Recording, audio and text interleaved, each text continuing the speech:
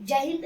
आज हम लोग दांत टीथ को पढ़ते हैं। देखिए दांत हमारे लिए बहुत ही महत्वपूर्ण है। दांत भोजन को चबाने में हमारी मदद करता है। अगर दांत नहीं होता और हम लोग भोजन खाते डायरेक्ट निगल जाते, यहाँ फंस जाता है। ठीक, दांत भोजन चबाने में भी मदद करता है और दांत सुंदरता में भी मदद करता है। किसी देखिएगा गाँव में कोई आदमी का दांत निकला होगा, अजबिया ढंग का लगेगा, ठीक ना। तो दांत सुंदरता में दांत रहेगा, सुंदरता भी अच्छा लगती है देखने में, और यह हमारे भोजन चबाने में भी महत्वपूर्ण कार्य है। तो दांत हमारे लिए बहुत उपयोगी है। दांत का जो निर्माण होता है, दांत का निर्माण कठोर उत्तक से होता था। अब यहाँ पर पहले जमाने में जो वैज्ञानिक थे, उन्होंने दांत को हड्डी के कैटेगरी में रखा था कि दांत एक हड्डी है। नहीं, दांत हड्डी नहीं है, वह एक कठोर उत्तक से बना है। तो पूछेगा दांत किसका बना है, तो वो हड्डी के कैटेगरी में नहीं है, वह कठोर उत्तक से बना है। तो इसका जो निर्माण होता है कठोर उत्तक से होता है और इसका घनत्व भी कठोर होता है। और इसका निर्माण कठोर उत्तक से होता है। दांत का अध्ययन ओडोंटोलॉजी कहलाता है। दांत का अध्ययन क्या कहलाता है? ओडोंटोलॉजी। दांत का अध्ययन ओडोंटोलॉजी कहलाता है।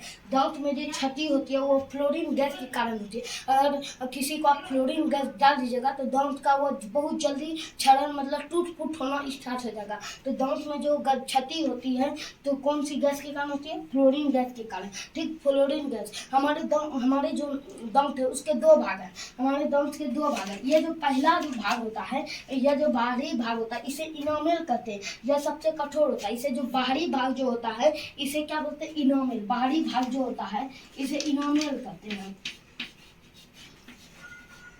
बाहरी भाग इसे इनामेल कहते हैं। यह सबसे कठोर होता है। सबसे कठोर तो जबड़े की हड्डी होती है। सबसे कठोर भाग अंग बोलेगा जबड़े की हड्डी, और सबसे कठोर जो होता है इनामेल होता है। ठीक, इनामेल होता है। यह कठोर जानते हैं क्यों होता है? क्योंकि इसमें कैल्शियम और मैग्नीशियम से बना होता है, इसलिए इसे कैल्शियम एपेटाइट कहते हैं। यह किसका बना होता है? कैल्शियम एपेटाइट का। ठीक है, दांत का बाहरी भाग इनामेल होता है जो सबसे कठोर होता है। यह कैल्शियम एपेटाइट से बना होता है। इसमें कौन सा प्रोटीन होता है? कभी पूछ देता है कि इनामेल में कौन सा प्रोटीन पाया जाता है, कौन प्रोटीन से बना होता है? तो केराटिन प्रोटीन से बना होता है। Keratin protein.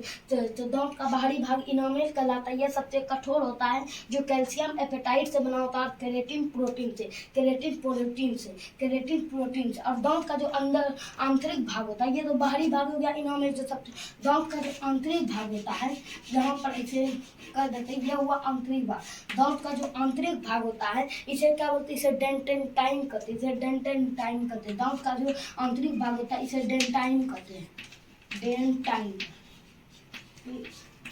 इसे यह बाहरी जो भाग होता है इसे इनामेल कहते हैं। यह सबसे कठोर होता है और यह कैल्शियम एपेटाइट से बना होता है केराटिन प्रोटीन से। और दांत का आंतरिक भाग होता है इसे डेंटाइन कहते हैं। यह मजबूत उतना नहीं होता है, दांत यह इतना मजबूत नहीं होता। आंतरिक भाग डेंटेटाइन होता है। Calcium phosphate.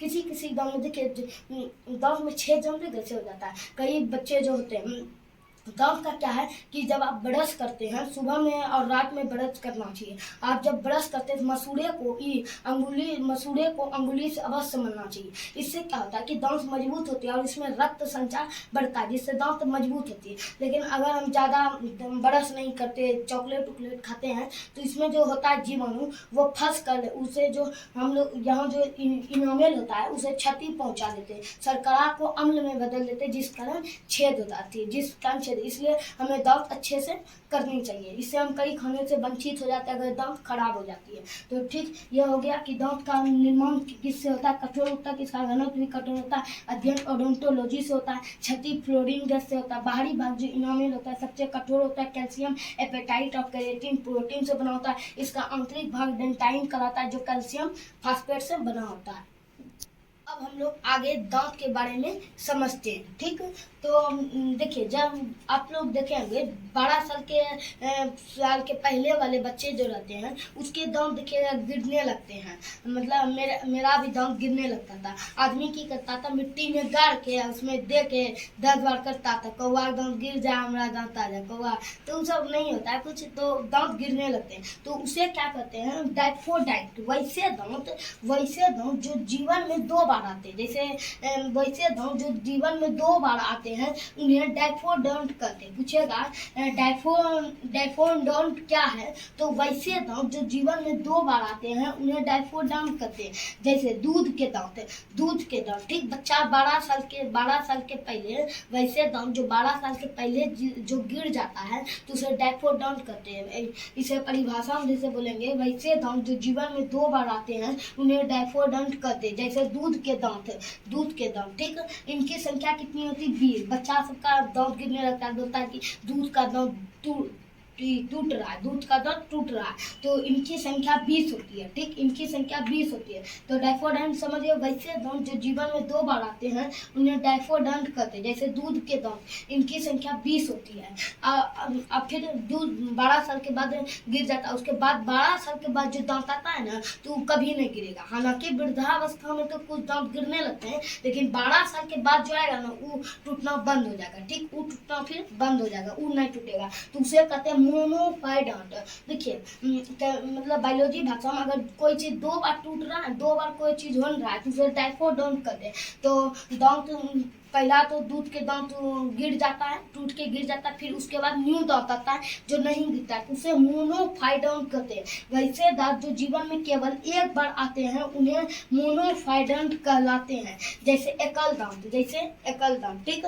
तो पूछेगा डायफोडोंट क्या है, तो वैसे दांत जो जीवन में 2 बार आते हैं उन्हें डायफोडोंट कहते हैं। जैसे दूध के संग इनकी संख्या 12 आती है। अब मोनोफाइडोंट क्या है, वैसे दांत जो जीवन में मतलब 12 साल के बाद केवल एक ही बार आता है उन्हें क्या कहते हैं? मोनोफाइडोंट। जैसे अकल दांत, ठीक, जैसे अकल दांत, इनकी संख्या तो कुल दांत कितनी होगी? शुरू में तो देखिए कुल दांत कितनी होगी, शुरू में 20 दांत गिर जाता है और फिर उसके बाद मोनोफाइडोंट मतलब 32 दांत फिर आते हैं।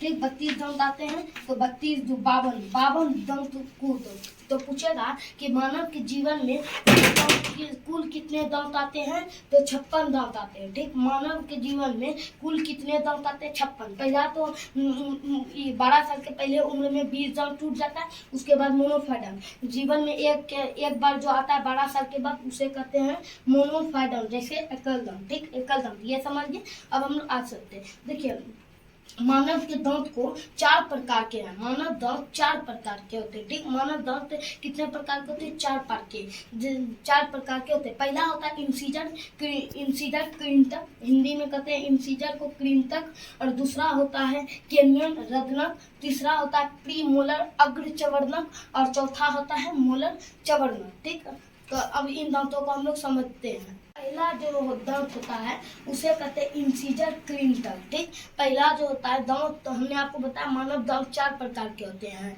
Incisor, canyon, premolar, molar. तो पहला होता है इंसीजर कृंतक। ठीक, इंसीजर कृंतक का कार्य क्या है? यह भोजन को काटता है। जैसे सेब लीजिएगा, ठीक ना, सेब लीजिएगा और सेब को काटिएगा, तो हम लोग कौन सेब कैसे काटते हैं? आगे वाला दांत से काटते हैं। ठीक है, आगे वाला दांत से क्या होता है? आगे वाला दांत से काटते। जैसे यहाँ पर रहता है, यहीं पर आगे में ही रहेगा 2 गो, इसे कहते हैं क्या होता है? आगे में रहता है 2 गो, ठीक, इसे कहते हैं इंसीजर कृंतक। आगे यहाँ पर रहता है 2 गो,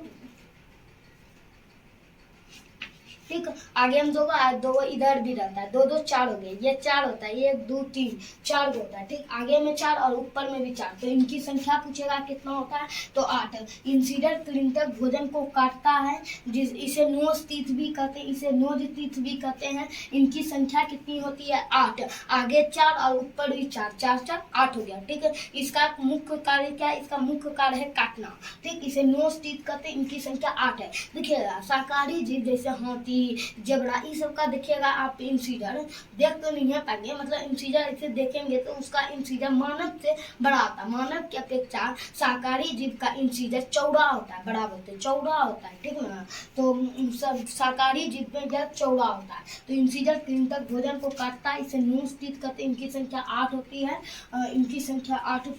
इधर ऐसे छोटा नौकरी बना होता है, इनकी संख्या 8 होती है। ठीक, शाकाहारी जीव में यह चौड़ा होता है।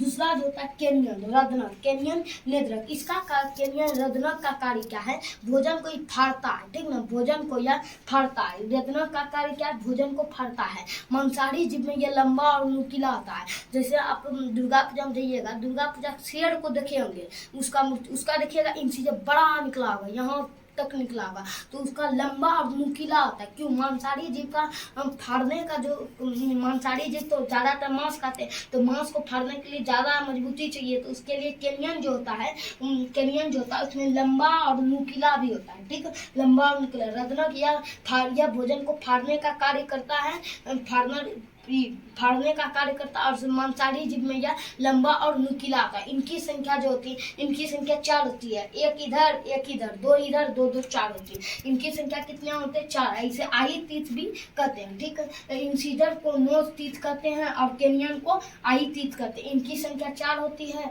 और इंसीजर की संख्या 8 होती है। अब तीसरा जो है प्रीमोलर, इसे कहते हैं अग्रचवर्णक, ठीक। प्रीमोलर को क्या कहते हैं? अग्रचवर्णक।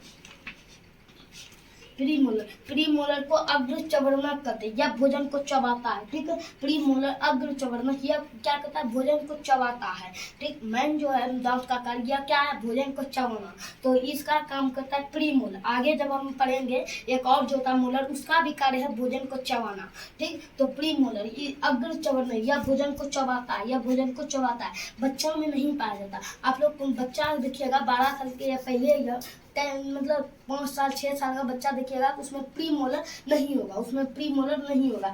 यह बच्चा में नहीं पाया जाता, प्रीमोलर बच्चा में नहीं पाया जाता। इसे क्या कहते? इसे चीख तीत कहते, इसे नोज तीत, इसे आई तीत, इसे चीख तीत। इसकी संख्या भी 8 होती है, इनकी संख्या भी 8 होती है, ठीक।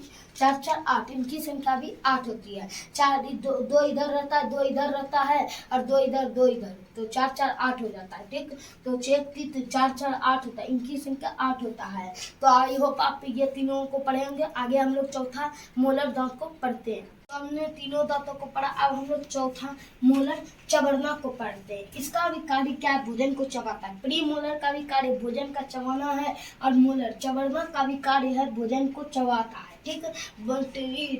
प्री मोलर बच्चों में नहीं पाया जाती, प्री मोलर बच्चों में नहीं पाया जाता। और मोलर का थर्ड मोलर बच्चों में नहीं पाया जाता, ठीक। पूछेगा बच्चों में मोलर का कौन सा भाग नहीं पाया जाता? तो थर्ड मोलर। इसकी संख्या आगे हम बताएंगे। 3 होता है तो 3 में से 2 ही पाया जाता है। थर्ड मोलर बच्चों में नहीं पाया जाता, इसे विजडम टीथ कहते हैं। सबसे पहले इंसीजर को नोज टीथ कहते हैं, केनियन को आई टीथ कहते हैं, और क्या बोलता है प्री मोलर अग्र चवर्णक को क्या चीक टीथ कहते हैं, और मोलर चवर्णक को विजडम टीथ कहते हैं। थर्ड मोलर बच्चों में पाया जाता है, ठीक है। मतलब बड़े बुजुर्गों को मानना है मोलर चवर्णक को क्या बोलते हैं? अक्तदान। मतलब 24 साल के बाद मोलर निकलता है। 24 साल के बाद थर्ड मोलर निकलता है। कितने वर्ष बाद? 24 वर्ष बाद थर्ड मोलर निकलता है। और जब थर्ड मोलर निकलेगा ना तो मसूड़ा को फाड़ के निकलता है और उखनी बुखार भी चढ़ सकती है। तो बड़े बुजुर्गों को मानना है कि जब मोलर निकल जाता है तब होता है कि बचवा को अकल आ गया, मतलब थर्ड मोलर भी निकल गया है, ठीक। तो इसे अक्तदान भी कहते हैं। इनकी संख्या कितनी होती है? 12। इनकी संख्या 12 होती है। देखिए 3 इधर 3 3 6 हो गया और 6 ऊपर खाली नीचे 6 6 12, तो 12 हो गया। तो 6 गुना 12 होता है, ठीक। अब आगे हम लोग जानवर में कुछ देख लेते हैं जो अच्छे दांत के बारे में, ठीक। पक्षियों का जो चोंच होता है, चोंच मतलब समझो ठोर, जिसमें लिपस्टिक रंगा देता है। पक्षियों का चोंच होता है वो ठोर का ही रूपांतरित रूप होता है, मतलब दांत का ही रूपांतरित। पक्षियों का चोंच जो होता है वो दांत का ही रूपांतरित भाग होता है। और हाथी को जब देखेंगे इसे समझेंगे, हाथी का सेकंड इंसीजर जो होता है, हाथी का जो ऐसे निकला रहता है 2 दांत न बाहर में निकला रहता है, जिसका एक गणेश भगवान का थोड़ा सा टूट जाता है, तो वही जो निकला रहता है 2 ऐसे करके वो क्या होता है? वो दांत, ये हाथी के दांत का सेकंड इंसीजर का ही रूपांतरित भाग होता है, ठीक। सेकंड इंसीजर का जंगल में कितना हाथी को इसी वजह से मार गया, क्योंकि अब पता नहीं कई इसे बहुमूल्य माना जाता है, जिसके वजह से जानवरों को मार दिया जाता है। कई जानवर के दांत के वजह से उसे मार दिया जाता है, ठीक। तो यह गलत है, क्राइम है एक तरह से। तो हाथी का जो दांत होता है तो उसका सेकंड इंसीजर का ही रूपांतरित रूप होता है, ठीक। और पक्षियों का चोंच किसका होता है? पक्षियों का चोंच भी दांत का ही रूपांतरित भाग होता है।